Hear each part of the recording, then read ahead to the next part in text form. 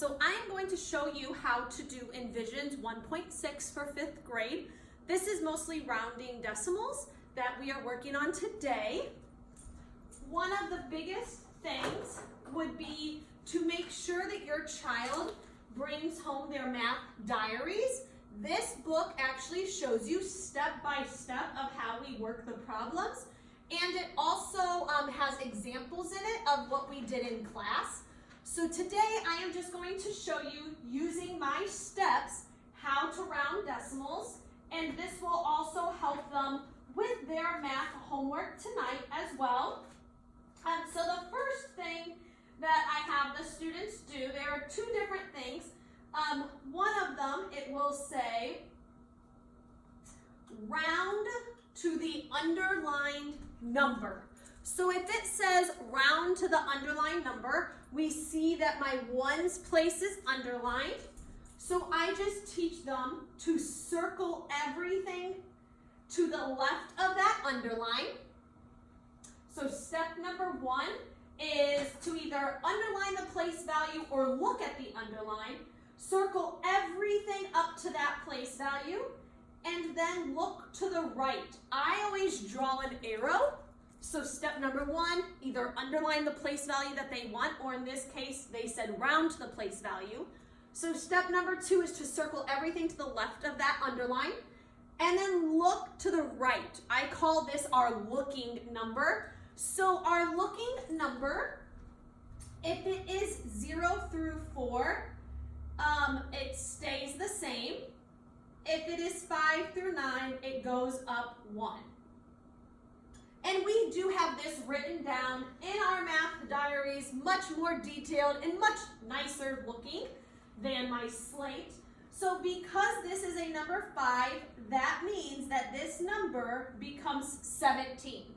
And the students can put decimal 0, which would be 17 and 0 tenths, or that's the same thing as saying 17, because the 5 told me to go up 1. They could have, so once again, this is if the homework says to round to the underlined number, so I'm going to circle everything up to that underlined number.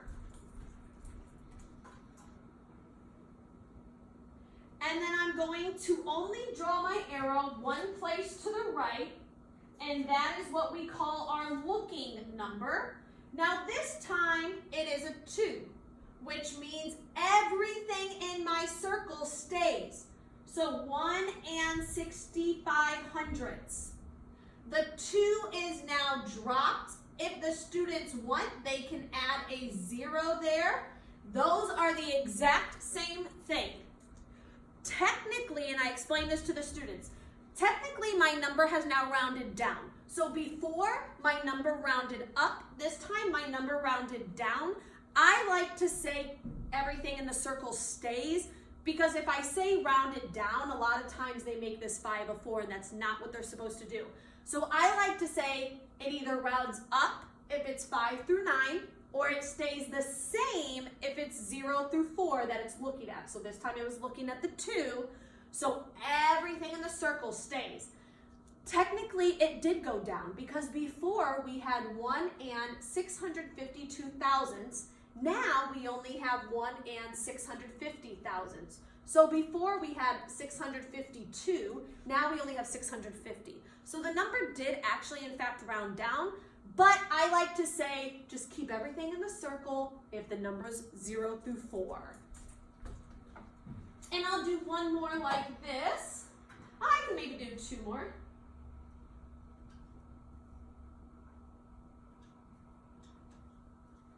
Okay, so this time, once again, we are rounding to the underlined number, so circle everything to the left of that. Draw your arrow. This time the 6 tells me to go up 1 number.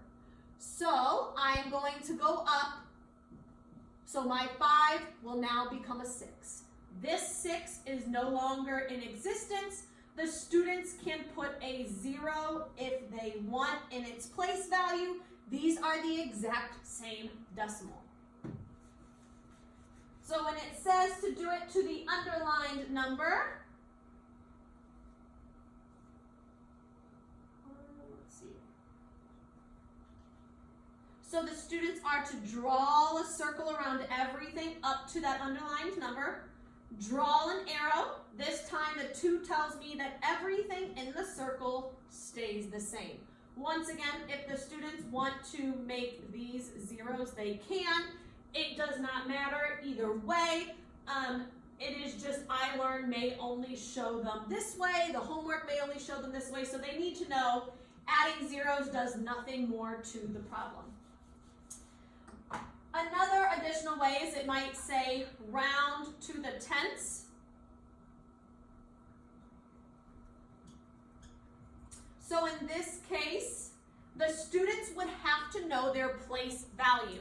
So the place value for the tenths, so this is my 1 spot, tenths, hundreds, thousands. In 5th grade, we do not go past the thousands. So you have ones, tenths, hundreds, thousands, and it has to end in THS if it's on this side of the decimal.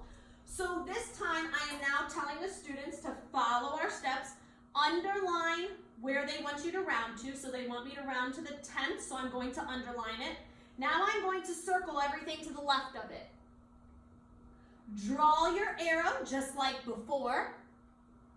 The 9 tells me to go up 1, so my new answer is 1 7/10. And these two numbers are now non-existent. If the students really want to, they can add zeros, but I want them to know that more than likely they're going to see it like this, because adding the zeros does not change the value of the number. It could say round to the hundredths.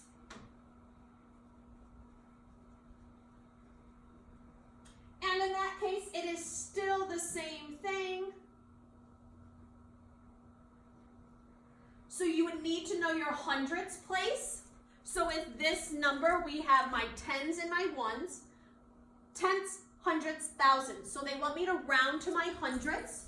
So I'm going to underline my hundredths and draw a circle around everything. Draw an arrow. The 4 tells me that everything in my circle stays the same.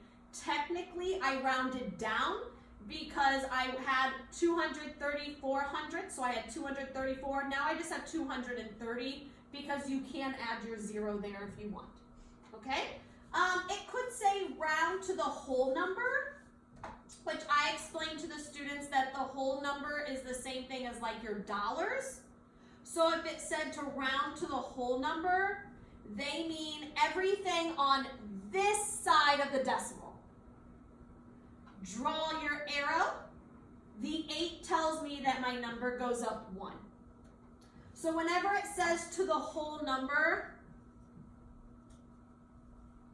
they mean everything on this side. I like to think of it as the dollar amounts. So the whole number is everything over here. I mean, the students can just circle your ones place. It doesn't matter. You will still get the same answer. But I told the students your whole number is everything on this side of the decimal, because I like to think of those as my whole dollars.